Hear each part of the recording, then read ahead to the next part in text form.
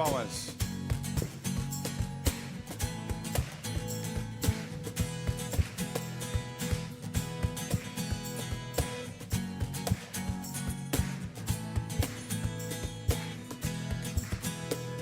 Somos convidados para adorar ao único e verdadeiro Deus.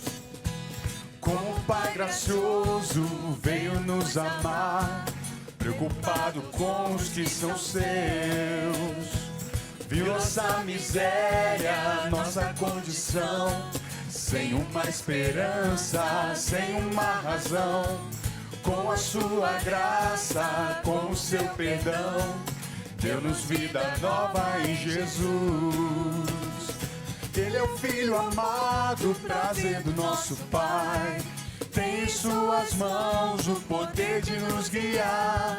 Juntos levantemos sempre nossas mãos, e é uma voz, louvemos a Jesus, o Senhor. Do início. Somos convidados para adorar ao único e verdadeiro Deus. Como Pai gracioso veio nos amar, preocupado com os que são seus. Viu nossa miséria, nossa condição, sem uma esperança, sem uma razão. Com a sua graça, com o seu perdão, deu-nos vida nova em Jesus. Ele é o Filho amado, prazer do nosso Pai. Tem em suas mãos o poder de nos guiar.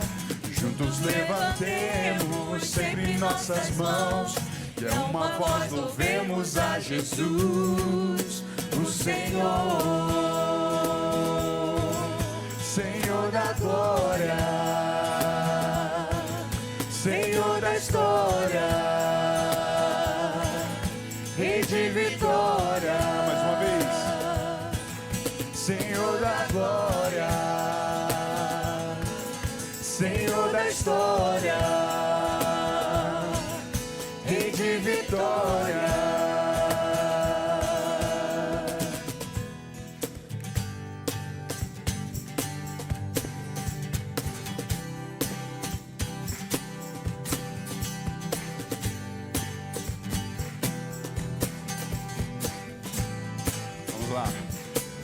Deus enviou seu Filho amado para morrer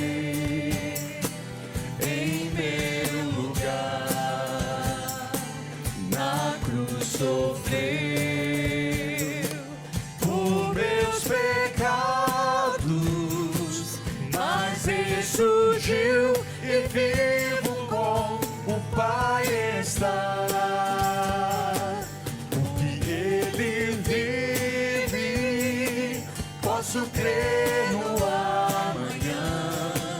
Porque Ele vive, temor não há.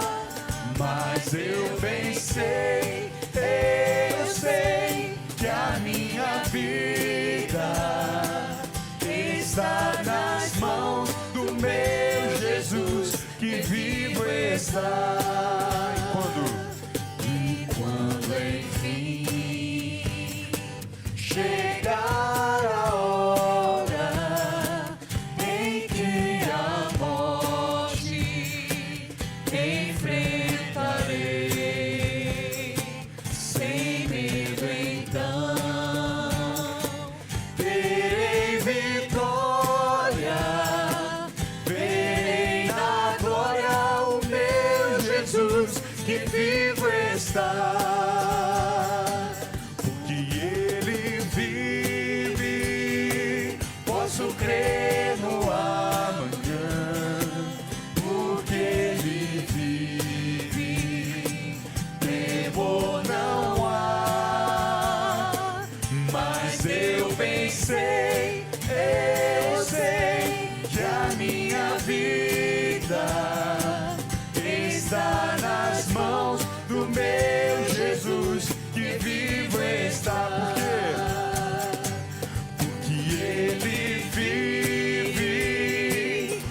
posso crer no amanhã, porque Ele vive. Temor não há, mas eu bem sei, eu sei que a minha vida está nas mãos do meu Jesus, que vivo está. Mas eu bem sei, eu sei que a minha vida está nas mãos do meu Jesus, que vivo está.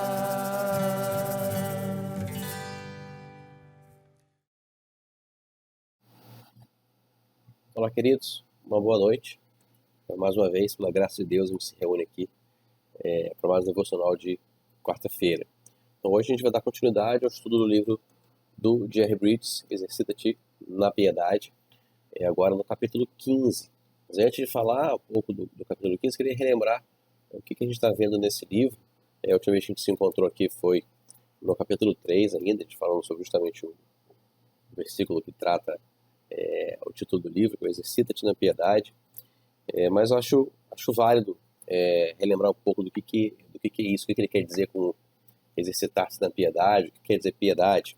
Então aqui, no início do livro, ele usa uma citação de William Locke que eu acho bastante pertinente para a gente relembrar o que a gente está vendo.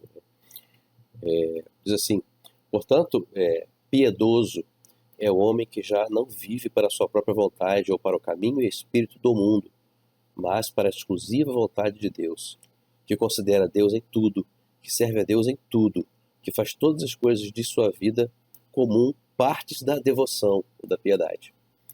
Tudo realizado em nome de Deus e sob normas tais que se conformam à sua glória.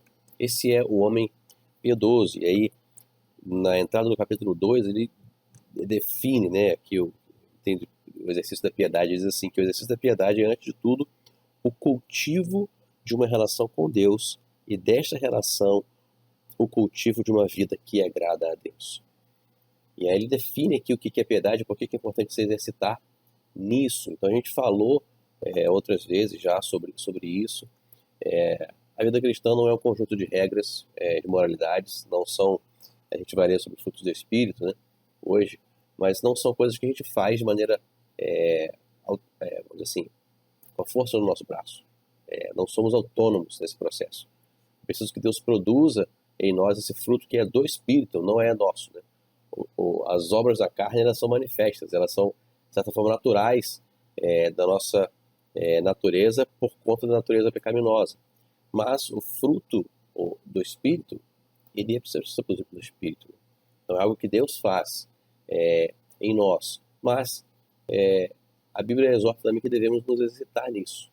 E é isso que o livro está tratando, de como a gente se exercita na piedade, para que sim, né, seja fruto do cultivo de uma relação com Deus. E aí, desse cultivo de uma vida de uma vida em relação a Deus, a gente vai ter uma vida que agrada a Deus. E aí esse foi o início do livro, falando sobre o que é exercitar-se na piedade, o que seria isso. E a partir do capítulo 6 foram as características, né, dessa vida piedosa. E aí foram várias. E os irmãos foram compartilhando, né? O pastor Meradab, o Davi, o pastor Abner. Humildade, contentamento, gratidão, alegria, santidade, domínio próprio, fidelidade, paz, paciência, que foi na semana passada. E hoje a gente vai falar sobre a benignidade, né, ou a bondade. E os versículos do tema de hoje são Gálatas 5, 22 a 23, que eu vou ler aqui agora. Diz assim, Gálatas 5, falando sobre o fruto do Espírito. Mas o fruto do Espírito é amor, alegria, paz, paciência, amabilidade, bondade, que é o que nós vamos ver hoje, fidelidade, mansidão e domínio próprio. Esse é o texto de Gálatas. E também o texto em Colossenses, capítulo 3, versículo 12, que diz: portanto, como povo escolhido de Deus, santo e amado, revisto de profunda compaixão e bondade. Esses são os versículos da nossa reflexão de hoje. Então, assim, benignidade e bondade, né, são termos aqui que ele usa de maneira análoga. Ele usa uma citação do Billy Graham, que eu acho bastante interessante, que ele diz que Billy Graham define a benignidade como a brandura no trato com as pessoas. Ela demonstra uma consideração sensível pelos outros e cuida de nunca ser insensível aos direitos alheios. E aí ele faz uma distinção entre a benignidade, né, bondade, e a mansidão. Ele diz que a bondade é uma característica ativa, que ela descreve a maneira como a gente trata positivamente as pessoas. Enquanto a mansidão é uma característica mais passiva, ela descreve a nossa reação quando os outros nos maltratam. Então, enquanto a mansidão tem a ver com a nossa reação passiva, quando nós somos maltratados e como nós reagimos, a bondade é um aspecto mais ativo. Ele mostra como a gente age de maneira ativa ao lidar, ao tratar com o outro. E aí ele fala sobre possíveis vamos dizer assim, tanto inimigos quanto falsários da bondade bíblica e da mansidão bíblica. Ele diz que há uma pseudo-benignidade, né, que é fraca, que é mole, que é omissa. Então, não é essa a bondade bíblica. Né? Ele diz que também há uma mansidão, que é uma pseudo-mansidão, que na verdade é covarde. Então, a mansidão e a bondade bíblicas, elas nunca são covardes, e nem fracas e nem omissas. O cristão deve ser bondoso e manso, porque essas são as virtudes que se assemelham a Deus. Então, quando a gente fala um pouco também até das bem-aventuranças, né, sobre o bem-aventurado manso. Então, assim, a Bíblia diz que Moisés foi um homem muito manso, mas em algum momento teve que ser firme, especialmente ali para poder confrontar Moisés. Então, mansidão não tem a ver com fraqueza, tem a ver com submissão, é a forma como você lida com as situações e com as pessoas. O autor ele vai citar um trecho de Mateus, capítulo 11, versículo 28 a 30, que diz assim, Jesus falando: venham a mim todos os que estão cansados e sobrecarregados, e eu lhes darei descanso. Tomem sobre vocês o meu jugo e aprendam de mim, pois sou manso e humilde de coração, e vocês encontrarão descanso para as vossas almas. Pois meu jugo é suave, meu fardo é leve. Ele destaca aqui que a palavra manso, que Jesus usou aqui, né, pois sou manso e humilde de coração, ela pode ser traduzida também como tranquilo. E aí, nesse sentido, uma tradução alternativa seria que Jesus diz assim: vinde a mim e eu vos descansarei, porque sou tranquilo. Então ele diz que essa conduta de Jesus, bondosa, né, de benignidade para com as pessoas, ela fazia com que as pessoas que estavam próximo dele se sentissem em paz, ou tranquilas. Né? E aí uma pergunta para nós, né, já para avaliar. Quando as pessoas estão próximas de nós, né, elas se sentem tranquilas, né? Nossa forma de tratar, de lidar, de agir é uma forma benigna, bondosa, que faz com que as pessoas que convivem conosco elas se sintam em paz e tranquilas, ou, pelo contrário, pelo fato de estarmos próximos, as pessoas se sentem afligidas, inquietas. Como tem sido a nossa atitude? E aí ele fala como a gente deve tratar as pessoas com benignidade.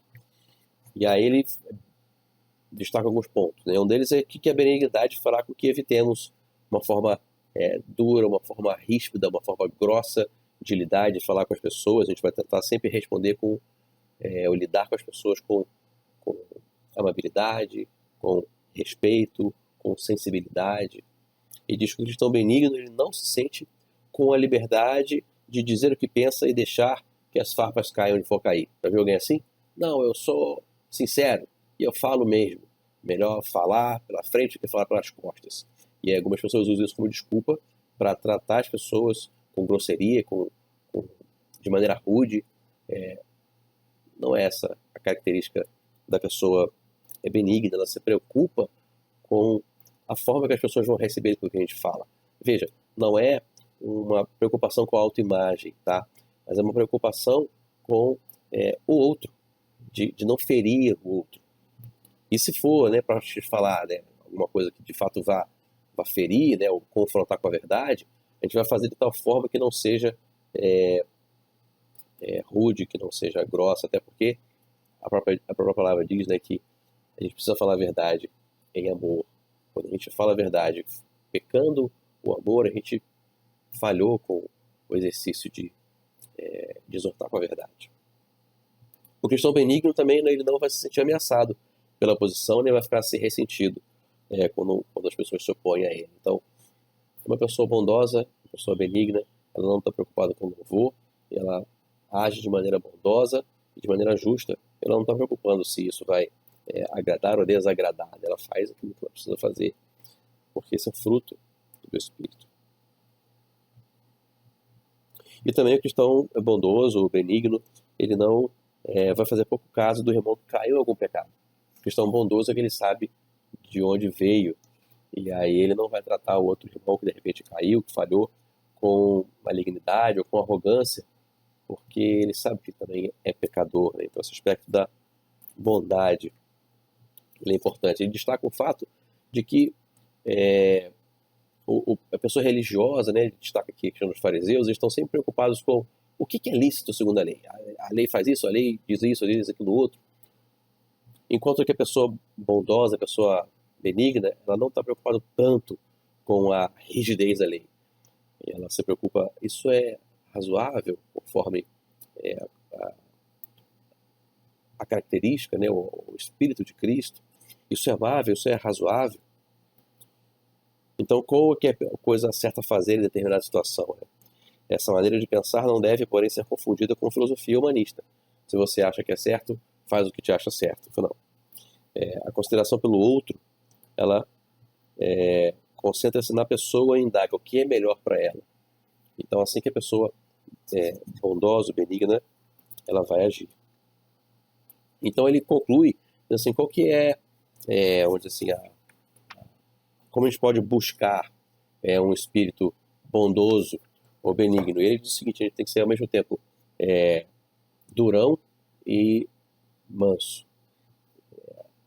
Então, via de regra, você precisa ser duro consigo mesmo e manso com os outros. Esse é o espírito da benignidade. E quais são os passos que a gente podemos dar para desenvolver esse espírito? Então, o primeiro passo é decidir que esse é um traço que na realidade a gente precisa desenvolver. Ser bondoso de maneira ativa na forma de a gente lidar e de tratar com o outro, principalmente no nosso círculo mais próximo, nossos familiares. Então a gente tem que decidir que realmente desejamos nos interessar pelas pessoas. Essa é a pessoa bondosa, né? Ela se interessa com as pessoas. O segundo passo para desenvolver um espírito benigno, a gente pode perguntar para as pessoas, indagar, ou falar como eu trato. E às vezes assim, né, a gente é tão automático, a gente acha que o nosso modo de lidar com as pessoas, com as circunstâncias, é o modo correto, é o modo natural, mas possivelmente a gente está agindo de maneira rude, de maneira grossa. E é uma forma a gente perguntar para as pessoas. Falar, como é que é o meu lidar? De vez em quando aqui em casa é assim, minha esposa fala, você está sendo rude com as meninas, você está sendo rude comigo. Eu falo, e aí para mim um alerta, né? Eu falei, opa, de repente eu estou chateado com alguma coisa, e aí eu acabo respondendo ou agindo de maneira rude, sem talvez nem pensar, mas é errado, é pecado. Eu posso descontar nas pessoas frustrações ou chateações que porventura eu tenho. Né? Tem que estar ativo nisso, sendo bondoso e benigno com as pessoas ao meu redor. E o último ponto, né, o último passo, que é o mais importante, a gente deve pedir ao Espírito Santo que nos conscientize das situações, de que a gente precisa agir com benignidade, com bondade, precisa do Espírito Santo para nos conduzir aí, nos quebrantar nosso coração e mostrar que nós temos pecado nesse sentido, se nós temos sido rude com as pessoas, nós temos agido de maneira severa, áspera, não fazendo com que o ambiente com que a gente viva, as pessoas fiquem tranquilas próximo de nós, mas que elas fiquem irrequietas, fiquem angustiadas, fiquem afligidas pela nossa presença. Que nossa atitude seja como a de Cristo, né? Que ao conviver com as pessoas, deixava as pessoas ali com o espírito tranquilo, né? Quando ele confrontava principalmente os fariseus, aqueles que não amavam a Deus, as pessoas de fato não ficavam tranquilas. Mas também nós não queremos que as pessoas que se rebelam contra Deus fiquem tranquilas perto de nós. Mas sim aquelas que buscam descanso, alívio dos seus pecados e sobrecargas, que elas encontrem um lugar de descanso e tranquilidade perto de nós, que sejamos pessoas bondosas, que o Espírito Santo de Deus nos auxilie, nos direcione nessa caminhada. Vamos terminar com uma oração. Querido Deus, tenha misericórdia de nós. Ajuda-nos a enxergar como temos pecado, em não desenvolver em nós o espírito bondoso e benigno. Que o Teu Santo Espírito nos revele onde temos caído, onde temos pecado, e nos ajude a corrigir e a remendar. Sejamos pessoas bondosas, que esse fruto do Espírito se ache em nossas vidas, para a honra e a glória do Teu nome, que nós oramos e agradecemos, Pai, em nome de Jesus. Amém. Amém, queridos. Deus abençoe.